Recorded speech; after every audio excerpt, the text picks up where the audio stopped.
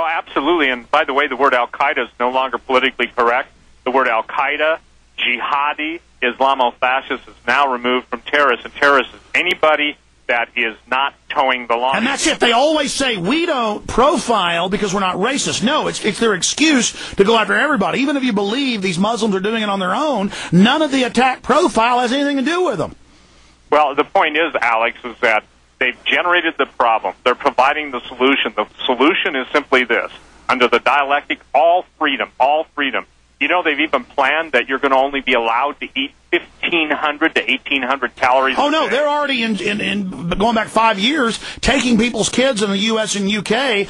People think it's just for the giant fat kid. No, they're admitting that they're going to set a very low body weight for everybody, and if you can't pass it, they're going to take your kids.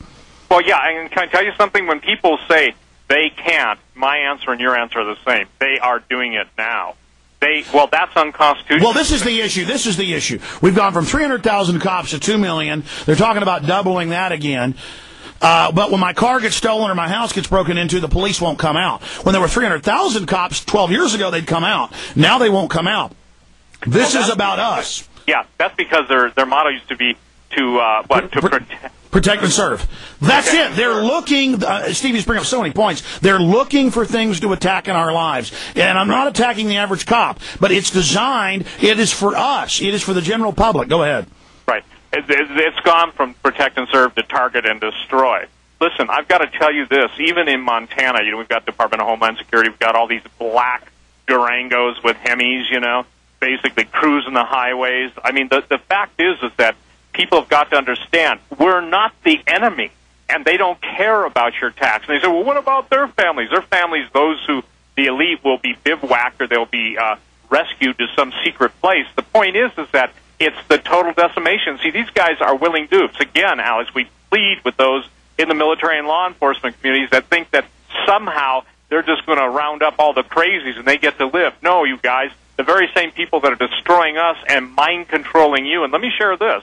The weather modification, the Bernard Eastland, the HAARP patent designer, died. But the point is that the mind control, people that challenge you and I would just get off their lazy fingers and type in mind control patents, they're going to find out that all of the strange electromagnetic phenomenon that can be experienced in the sky, the moire patterns, that would be the cloud patterns, the striations, all that stuff is indicative that, look, specific frequencies can generate anger, they can generate lethargy, they can generate, they can put you to sleep, and all of Let me stop you. There was another Baltimore Sun article in 2002, and I've got it around here somewhere. I want somebody to dig it up on the web and find it and post it on the PresentPlanet.com forums or something, because I remember all this stuff. Just like in 6 months, I'll say, remember that police chief who said they wear black uniforms to intimidate us? Well, I read that in documents, 6 years ago, but point is, here it is today. We won't remember that in a few months, exactly where it came from. But it said that DARPA wasn't just working on brain scanners for the airports, but they were working on aggressive systems to calm whole crowds. And it said they were going to use added systems on cell phone towers to put out wavelengths to calm and soothe us during emergencies. And so it's admitted what you just said. Absolutely. See, nothing. I tell people, I've done my homework, so before you come after me or come after Alex, you go do your homework. I don't think people realize how much time that you and I spend doing this stuff. And we do check our sources. We do basically try and get 2-3 times a witness. In other words, it's got to be more than just one person saying it. Yet when it's all said and done, Alex, it's just, oh, well, but what's the newest Hollywood starlet that's having sexual issues? Or, what's the nonsense of this ad nauseum political process? Look, the very country is at stake. People who think that they're going to get a change in Obama or Hillary or John McCain. Look, as the former head of the Fed told a friend of mine, he put his arm around him, not Greenspan. And this gentleman, a tall man, said, hell, son, we own them all.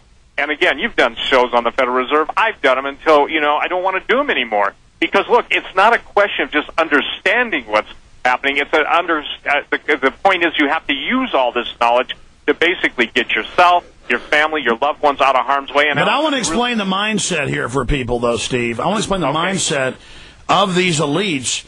because, you know, and then even the low-level minion thinks they're part of the elite when they talk about, yes, son, we own them all, just like the high level. The genetic engineering, the fact that their grandkids are eating GMO foods that are hurting them badly. The fact that I see Bill Clinton on TV drinking Diet Coke. They don't even care about themselves. It's just like, I don't care, kill, kill, kill. It is just such an evil mindset, spirit that they have. Absolutely. The real powers that be, as was told to me by one of the most famous Cold War spies, face-to-face, he said, Steve, the real powers that be, you've never seen their faces on TV. So that just iterates and basically illustrates your point, Alex. And here's the thing that people got to understand. This thing is happening. Did you notice, too, you know, the most mind-blowing thing in the last 2 weeks is almost instantly the rice famine happened overnight. Did you notice that? It wasn't even 24 hours. Yes. It was 12 hours. They're really pushing it. Yep, they're really pushing it. And then the point is, you know why? They're going to basically drive people to do what they told them to do, prepare for all this stuff, and then they're going to turn right around and go after the preparers legally. I got to tell you something. When they're going to take away your life, when they're going to take away your wife, when they're going to take away your kids, when they're going to take away your future, when they're going to take away your hope, your financial ability and your job, then you got to say, you know, it's time to really speak up until I can no longer speak up, and then basically, if they come to take your life, God's given us all that mandate to basically self-protection, okay? And the thing is that I hear people arguing with me. I've got Christians, okay? Obviously, a lot of Christians listen to your show, listen to mine, but they tell me, oh, I'm just going to go into a camp and be a witness for Jesus. I tell them they won't get a chance to open their mouth. Well, they've been trained. Suddenly you see all the big preachers saying, it's good to be a slave of the government. That's a quote. It's good to be a slave. Submit. All government is of God. When Absolutely. That's a lie. Well, Steve, stay there. I'm going to just keep Steve rolling, John, during this break, and we'll come right back on the other side of the break. And I promise go directly to your phone calls. This is so important right now, though, on my internet streams. We're going to continue the radio show. We'll be right back. Stay with us. Okay, Steve? Yes. Right now, we got quite an audience just listening on the web right now. Getting back to this, have you seen these video clips? I mean, not just that the preachers have been trained to do it or being paid. They're now coming out and saying, you're free to be a slave. Being a slave of government is good. It's of the Lord to do whatever they say. And I mean, this is so obvious. And that was right. Hitler's favorite Romans 13, totally out of context. Absolutely. In Romans 13, it's a godly government is no fear to the people. But the point is to say that you submit to evil as submitting to God, then you're saying that God is evil. You know, God is His nature. He is His Word, and nothing contrary to Scripture is true, and God doesn't contradict Himself. You know, the point of all the Christians being martyred was they wouldn't submit to the state, which assumed it was God. Remember that? Yes. And so this thing is really pisses me off. I won't say it on the air, but it really does piss me off. Because, look, guess what? All the guys telling their parishioners that are all the super rich guys, okay? They're not going to give up their basically grub stake, you know. They're going to betray. Well, what they are is exactly, they're betrayers. They're smart. They know the evil's here. And that's a point I don't make enough, Steve, and maybe we can make that when we get back, is that everybody that knows about the New World Order doesn't decide to join the freedom fighters. A lot of people hear this who are smart but who are sociopathic or who are afraid, and they decide to go ahead and go join the evil. And I want them to know that historically, those of you that actively serve the evil are statistically in more danger than people like me and Steve. Why is that, Steve? Well, the reason it's that way, because God has a way, Alex, and there is a supernatural element of basically His divine protection around guys like you and I, and the people that think that they're going to side with the devil and get to be basically at his mercy. The devil shows no mercy, but they're blinded, they're deceived, okay? They're being promised something that the devil will not give them, would not allow them even if he could, and God is basically saying, who is on the Lord's side, let him come to me, you know? And I mean, it really is a fight of the most perilous and treacherous realm ever in existence, ever in history, Alex. But the bottom line is, I got to say this, is that you and I are both alive because people are praying for us. There are people behind the scenes that I'm aware of, I don't know their names, okay, that basically know that we're pleading for people. Look, all we can do is buy people time now. You know, there was a time I thought we could turn it around. We can't do it.